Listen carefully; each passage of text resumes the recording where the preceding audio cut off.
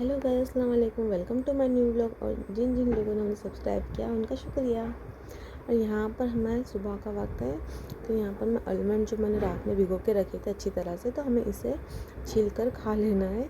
तो यहाँ पर आप देख सकते हैं मैं इसे छील रही थी। ये छीलने में भी थोड़ा टाइम लगता है, तो इतनी तो मेहनत करनी पड़ेगी हमें फिट रहने के लिए।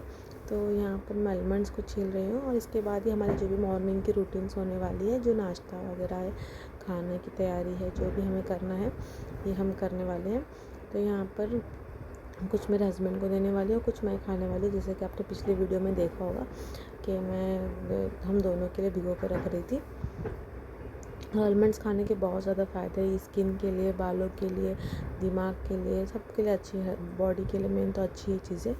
हम बाहर का कुछ भी खाने से अच्छा इन सब चीज़ों पे पैसे थोड़ा ज़्यादा खर्चा करेंगे, तो ड्राई फ्रूट्स वगैरह को अपने डेली रूटीन में ऐड कर लेंगे तो ज़्यादा बेहतर रहेगा। तो यहाँ पर वाटरमेलन भी मैं कट कर रही हूँ मॉर्निंग के टाइम पर ही।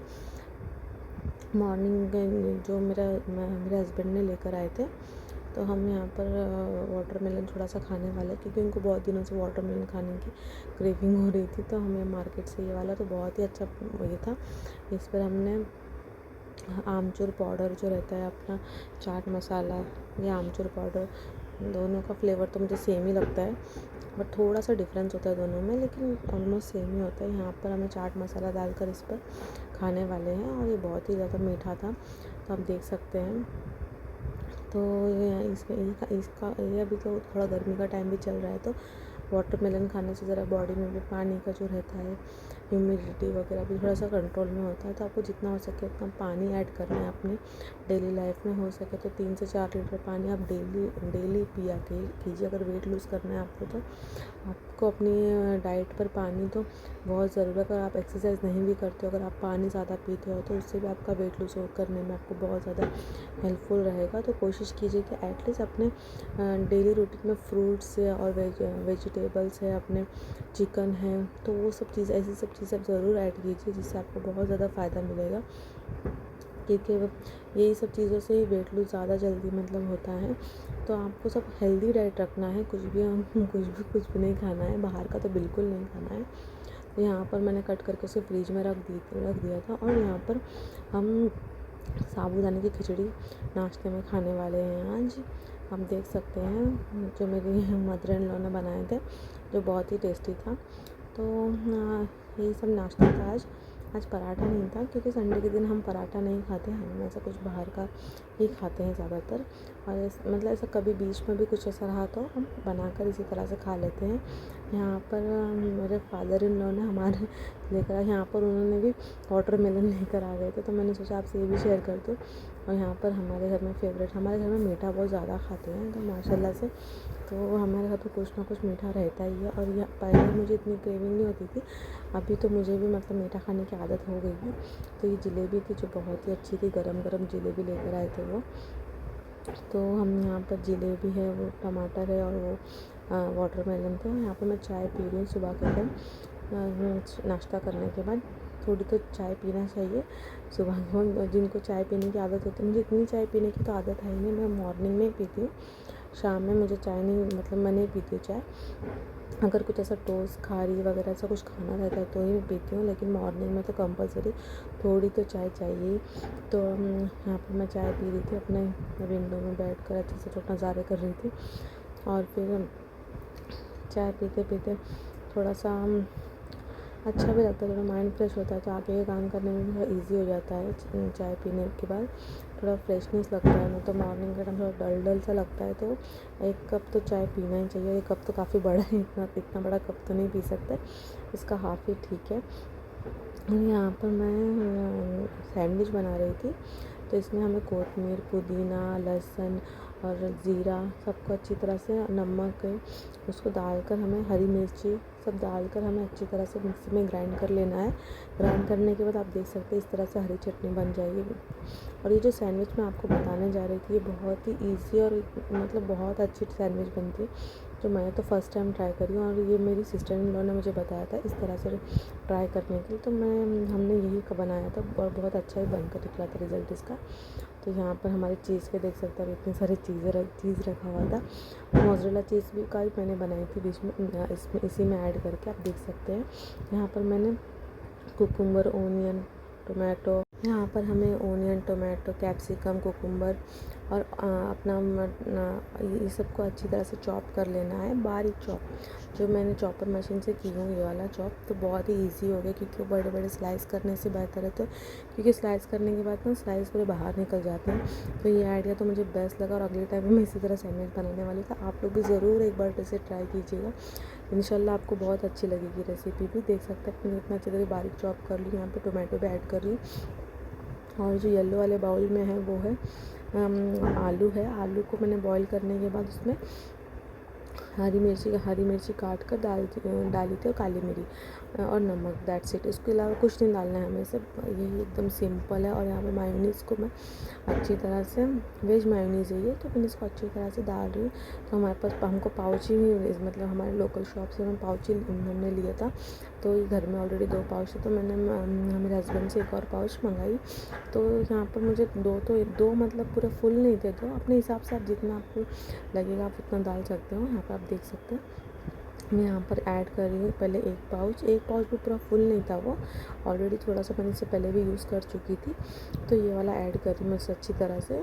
तो हमें पूरा अच्छी तरह से मिक्स करना है। इसे मिक्स करने के बाद आप चाहे तो इसमें थोड़ा सा नमक भी ऐड कर सकते हो, थोड़ा सा जो भी काली मिरी वगैरह कुछ ऐसा ऐड करना है तो आप कर सकते हो, बट मैंने तो पर्सनली सब कुछ भी ऐड नहीं करी थी। बस इसी तरह से उसमें मेयोनीज़ को मिक्स करके अच्छी तरह से मिक्स कर लेना है। डालने के बाद हम देख सकते हैं, और यहाँ पर सिमरा इसलिए रो रही थी क्योंकि वो इसी तरह से चीज़ मेयोनीज़ खाने के लिए हाथ से ही खा रही थी। तो उसके अब्बू बोल रहे थे उसे कि जाके हैंड वॉश करके आओ, फिर आप बाहर से खेल कर आए हो, तो हैंड वॉश करने के बाद ही आप दूसरी चीज़ों का हाथ लगो, क्योंकि खाने की चीज़ें हैं, बाहर जरासीम वगैरह रहते हो खेलते बाहर, तो इसलिए उसके अब्बू बोल रहे थे, तो उसे रोना आ गया। ऐसे ही होता है ना बेटियों का, अगर उसके अब्बू से कुछ बोल देते तो उसे ज़्यादा ही बुरा लगता है। तो मैं तो हमेशा से चिल्लाती रहती, कुछ ना कुछ बोलती रहती हूँ, लेकिन उसके जब अब्बू से चिल्लाते तो उसे बर्दाश्त नहीं होता, तो उसका आंसू पहले निकल जाते, तो उसका रोना चालू होता। तो मैं इसे उसका उसी तरह बोल रही थी कि तू मिक्स कर रही है, तो यहाँ वो मिक्स कर रही है। और यहाँ पर ऐसा होता है ना, जब हम सैंडविच बनाते हैं तो हम सैंडविच ज़्यादातर तो ऐसा कभी ऐसा घर पर रहते, मेरे हस्बैंड तभी बनाती हूँ मैं ज़्यादा सैंडविच, तो वो घर पर ही थे, तो उनकी दिवाली की छुट्टियाँ थी, तो मैं ये सैंडविच तभी बना रही थी। और हम दोनों मिलकर ही साथ में बनाते हैं हमेशा से, जब से मेरी शादी है हम दोनों हमेशा मिलकर ही बनाते, तो उससे अच्छा भी लगता है। और क्या होता है पता है, जब हम इस तरह से साथ में जब रहते हैं ना, तो हमारे बच्चे हमको देख के यही सीखते हैं, क्योंकि देखो बच्चे जो देखते हैं ना, माँ बाप का देख कर ही सीखते हैं। तो हम जितना बच्चों के सामने हो सके उतना अच्छी तरीके से ही रहना चाहिए, क्योंकि बच्चे छोटे हैं, बच्चे यही सब देख कर ही बड़े होंगे। तो जितना हो सके, जब वो माँ देखते हैं ना कि माँ बाप हमारे इतने प्यार से रहते हैं, एक दूसरे की हेल्प करते हैं, एक दूसरे का ख्याल रखते हैं, तो यही सब चीज़ें वो सीखते हैं आगे चलकर, उनको ये सब चीज़ें दिमाग में बैठ जाती है। तो हमें कोशिश करनी चाहिए कि जितना हो सके हम अपने बच्चों के सामने ना लड़े, ना झगड़े, एक दूसरे की अगर कुछ बात बुरी भी लगे तो अकेले में बताए, ना कि बच्चों के सामने झगड़ा करके बताए, तो उससे बच्चों के दिमाग पर असर नहीं होता है। बच्चे भी इसी तरह से अपने माँ बाप की रिस्पेक्ट भी करते हैं, उनका ख्याल रखते हैं। ऐसा मैं मानती हूँ, अभी हर कोई तो ऐसा नहीं मानता होगा मुझे पता है, लेकिन मैं ऐसे ही मानती हूँ कि बच्चों के सामने झगड़ना वगैरह नहीं चाहिए, क्योंकि बच्चे देखते हैं ना, तो उनको भी बुरा लगता है कि हमारे माँ बाप लड़ाई कर। जितना हो सके अपने बच्चों के सामने हमेशा प्यार से, मोहब्बत से रहना चाहिए, ये ऐसा मुझे लगता है। बाकी सबकी अपनी पर्सनल लाइफ होती है, जैसा अपने घर में आप रहते हो, लेकिन कोशिश कीजिए कि बच्चों के सामने ना लड़े, ना झगड़े, और हमेशा मोहब्बत से रहे, और एक दूसरे का ख्याल रखिए, तो बच्चे को भी अच्छा लगता है, बच्चे भी इसी तरह से हमारा भी ख्याल रखेंगे आगे चलकर, क्योंकि एक दूसरे की रिस्पेक्ट ना बहुत ज़रूरी हो जाती है। तो इसी तरह आप देख सकते हैं, यहाँ पर मैं सैंडविच के ऊपर बैटर, जो भी अपना आलू का जो बैटर था वो लगाई। उसके बाद में ये जो जब मेयोनीज़ वगैरह डालकर जो बनाया था, वो उसके बाद उसको अच्छी तरह से लगाना है। और उसके एक तरफ मेरे हस्बैंड मुझे ना अपना चीज़, उसके ऊपर चीज़ रखकर और ग्रीन चटनी लगाकर मुझे एक ब्रेड पर दे रहे थे, और यहाँ पर मैं खाली अप्लाई करने का काम कर रही थी। तो हमेशा से यही होता है, वो हमेशा मेरी हेल्प करते रहते, तो अच्छा भी लगता है मिलजुल के बनाने में। टाइम मतलब कब जाता है पता भी नहीं चलता है। हम देख सकते हैं हमारी सिमरा भी अभी जब थोड़ी बड़ी हो रही है ना, जब से वो भी बीच बीच में आते रहती है। तो हमारा एक्चुअली किचन भी काफ़ी छोटा सा है ना, तो यहाँ पर सब चीज़ें अरेंज करना बहुत ज़्यादा मुश्किल हो जाती है।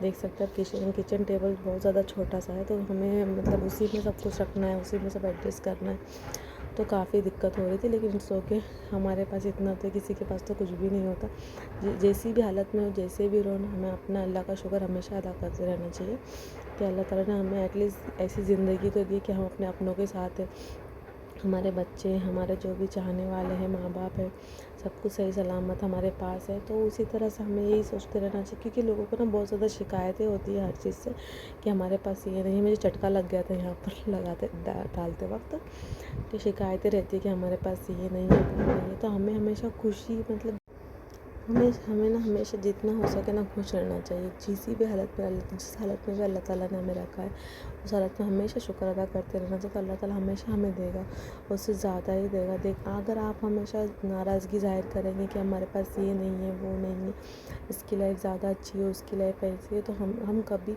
कभी खुश नहीं रह सकते। कोशिश यही कीजिए कि हमेशा जिस हालत में भी हो, उस हालत में हमेशा खुश रहिए, हमेशा प्यार बांटिए, अपने अपनों का ख्याल रखिए, अपने घर वालों का ख्याल रखिए। किसी से कुछ शिकायत तो रहती है हर किसी को, लेकिन ये थोड़ा बर्दाश्त करना पड़ता है हर किसी को। तो इसी तरह से ज़िंदगी कटती है ना। तो फिर आजकल के रिश्ते तो पता ही है, सबके रिश्ते मतलब कुछ ना कुछ तो चलते रहता है। बट हमें क्या करना है, हमें हमेशा खुश रहना है, बुरी चीज़ों को इग्नोर करना है, ज़िंदगी में आगे बढ़ते रहना है, तो ज़िंदगी आसानी से कट जाएंगे। और जो अपनों के साथ जो खुशी मिलती है ना, वो कहीं नहीं मिलती है। तो हमेशा खुश रहने की कोशिश कीजिए, हमेशा अपनों का ख्याल रखिए, तो ज़्यादा मतलब अच्छा लगता है। मुझे तो ऐसे ही लगता है कि हमेशा फैमिली बहुत ज़्यादा इम्पोर्टेंट होती है अपनी ज़िंदगी बसर करने के लिए। तो अपनी फैमिली का हमें भी कुछ एफ़र्ट्स डालने पड़ते हैं। ऐसा नहीं कि आप उम्मीद करोगे कि सामने वाला आपके साथ में अच्छा बिहेव करे।